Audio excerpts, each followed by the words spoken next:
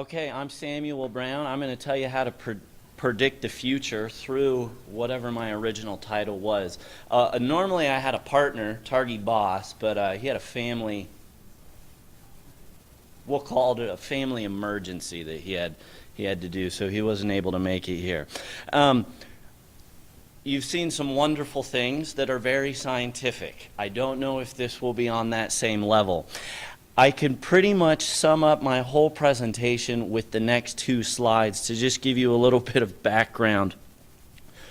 The project was, how can we look at kinematics in our dynamics class and it overlapping with music?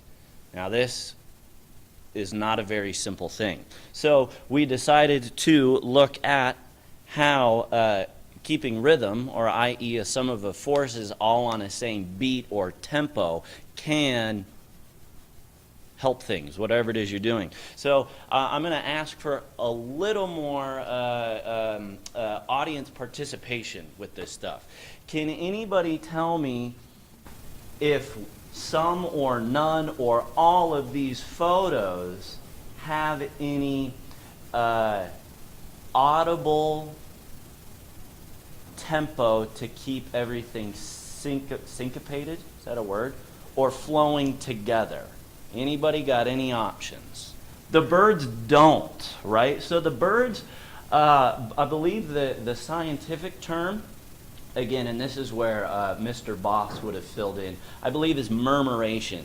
So the birds are able to fly, and they're able to fly together, and they're able to fly fluidly, but it's based upon visual cues. Okay, so there's not an audible rhythm for them to go off of. Versus if we have, let's see, the birds are there. I'll take advantage of the laser pointer. Troops are able to cover more ground more quickly if they move in rhythm together. Here's a great example of summing our forces with a ramrod. If you've got a few guys off cue or being lazy, they're not going to be able to break that down that door as quickly.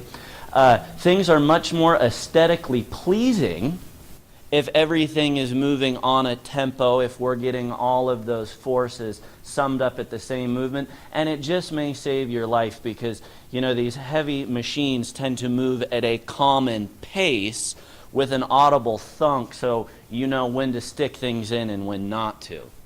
Okay, so I'd love to get everybody involved, but I doubt that will happen. But I'm wondering if I can maybe just get 2 or 3 volunteers. Anybody? Come on up. Come on up. Yeah, Lee, I know you want to get in there. We can do it. We can do it, yeah.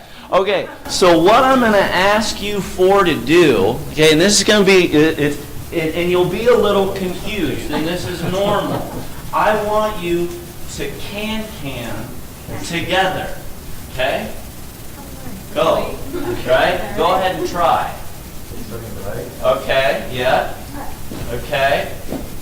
All right, great. That's awesome. That's perfect. Rock us have that we don't. Now hang on, don't go anywhere. So we saw in the beginning that they were a little off, and again we had no audible cue, but we had the visual which led us up, right? And you could see it got cleaner over time. And I also gave a clue. I said can. When I say something like can, we already have a fixed image of what that is or what that looks like. Now, if I ask them to repeat that exercise, or, you know, I could get a whole new group up here, but I gave you, let's see, let's make it a modest tempo. Okay?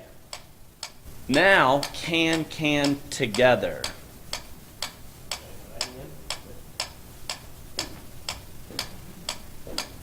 Awesome, beautiful, beautiful. Let's give our lovely volunteers a hand.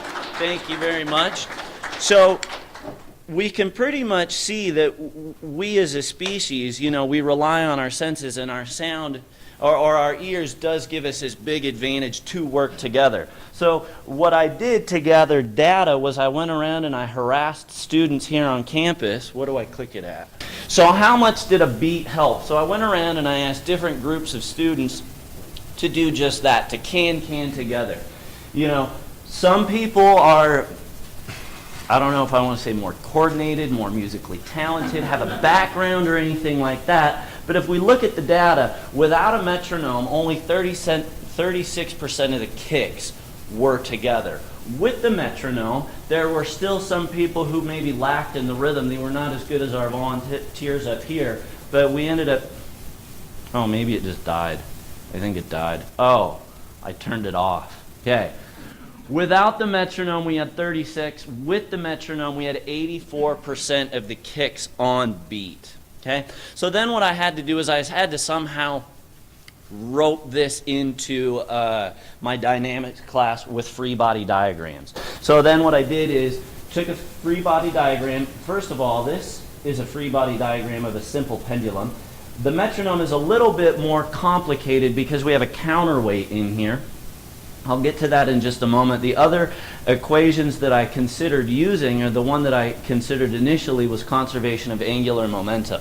The further out, the faster it has to go, right? The further you are from your axis of rotation, you've got that angular velocity is going to be greater, okay? But I thought, wait a minute, when I move the weight out, I don't know how many of you have seen an old school metronome, when I move the weight out, and it's got to be level, it goes slower. When I move it in, it goes faster. This all has to do with the counterweight. So this brought in another interesting thing that we learned in dynamics about instantaneous center of rotation, and we happen to have an instantaneous center of rotation at this pivot point. So we took, what did we do? We took the equations of our pendulum and somehow made an overcomplicated code of a very simple pendulum motion. And as you can see, you're getting consistent tempo, you're getting a consistent beat. When you have everything move together, things look cleaner, they look prettier, they tend to move more efficiently and fluid. These are my references. I have no idea how long I've been talking, but that's all I got. So if you have questions.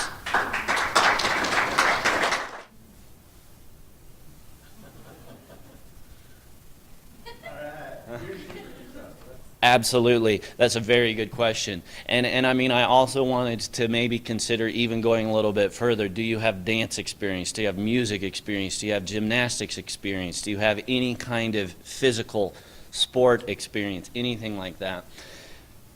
I mean, that is definitely a variable that I thought about, but I didn't quite know how to weave into it. No, because I did try and give the cue without any audible cueing. So just go.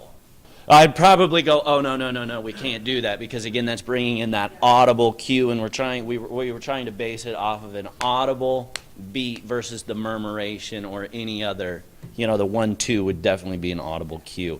Another thing to think about is if you've ever danced, if you've ever been lucky enough to dance with another person, how unfortunate they may be if you're off tempo or if they're off tempo. It's awkward, right? Because we do tend to interact with reality through our senses. Yeah, that's a very good question, a very good observation. A lot of the info and stuff, when I tried to look this up and gather references on people that are smarter than me, which is an easy thing to do, a lot of it is harmonic movements with pendulums, right? If you put 5 pendulums together on a floating surface and you start them at different times, eventually they'll all fall into sync. This also tends to happen with old school grandfather clocks.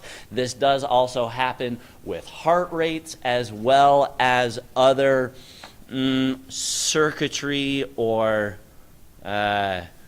timings within the body.